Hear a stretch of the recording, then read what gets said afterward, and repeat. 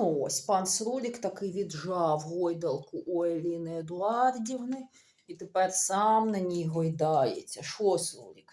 Отак у Еліночки віджав, сам зайняв, да. Все в кращих традиціях, але от схоже, скоро й на Сруліка прийде карма. Опа.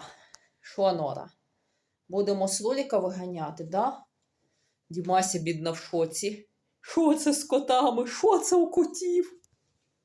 Що це за така штука? Чому я не можу туди залізти, да, Дімася? Опа.